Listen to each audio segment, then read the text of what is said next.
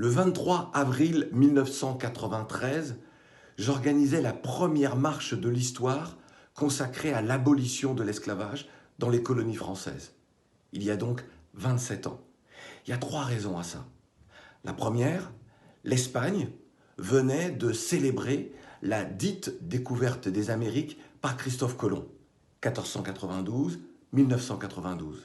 Cela m'avait mis dans une colère saine et légitime, car on avait oublié le génocide des peuples autochtones, que Christophe Colomb, par erreur, a appelé Indiens, et que certains appellent encore aujourd'hui Amérindiens. Puis la déportation des peuples d'Afrique pour être esclaves. La France était associée à cette mascarade, si je puis dire, en oubliant également ces aspects-là. La deuxième raison est que je voulais que la France comprenne qu'aujourd'hui, dans son histoire, parmi sa population, il y avait des femmes, des hommes, des enfants, issus de ce crime contre l'humanité qui n'était pas encore en France reconnu comme un crime contre l'humanité. L'esclavage n'a été reconnu comme un crime contre l'humanité qu'en 2001. Et donc je voulais interpeller la France sur son modèle de société, sur les discriminations que nous subissions en France, et lui dire qu'est-ce qu'elle souhaite pour demain, quel modèle de société pour demain, pour tous ses enfants, quelle que soit la couleur de la peau des uns et des autres ou la religion. Et puis, et c'est la raison la plus importante, cette troisième raison, depuis le milieu des années 80, je racontais à la radio ici et là l'histoire de l'esclavage, l'histoire de la déportation, l'histoire, quelques épisodes glorieux ou pas, de l'histoire de l'Afrique. Et donc, nous étions à une période où bon nombre d'Antillais et d'Africains ne connaissaient pas leur histoire. D'ailleurs, lorsque je relatais certains épisodes, on m'appelait pour me dire que je racontais n'importe quoi, qu'on m'insultait même parfois. Lorsque je donnais par exemple les noms les plus répandus des Antilles en disant que c'était ou des noms des maîtres ou des noms que l'administration coloniale avait donnés après l'abolition de 1848. Et donc on me disait c'est pas vrai, je raconte n'importe quoi. C'est pour ça que parfois vous avez des Antillais qui ont des noms improbables, parce que certains agents de l'administration coloniale s'amusaient de cela en disant on va les appeler Zizi, on va les appeler Trois-Balles, c'est des choses improbables.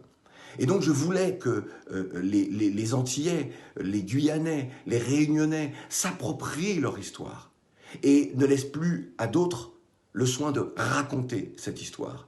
Aujourd'hui, une majorité de gens d'outre-mer, des Antilles, Guyane, Réunion, Mayotte, connaissent leur histoire. Ils savent exactement de quoi elle est faite. Et il n'y a plus de problématique dans son rapport à l'Afrique. Donc ça, pour moi, c'est extrêmement important.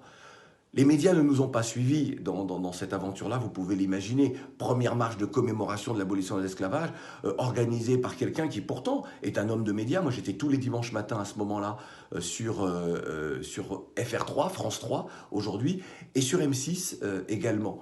Et donc il n'y a que RFO qui a couvert l'événement en termes d'images. Il reste encore des images à RFO de cette marche du 23 avril 1993.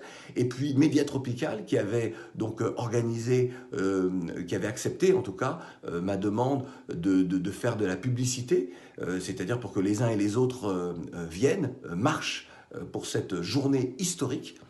Et puis, oui, il y a eu un entrefilet dans Libération. Voilà, à l'époque, il n'y avait pas de réseaux sociaux, il n'y avait rien.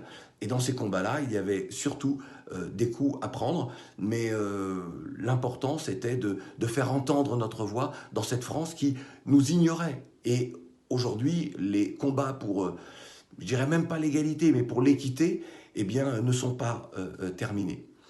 Cette journée-là, du 23 avril 1993, il y a donc 27 ans, a précédé celle du 23 mai 1998, qui est une marche historique, puisque si en 93, nous étions 10 000 selon la police, nous étions plus de 40 000 en 98. Mais les esprits avaient justement commencé à changer.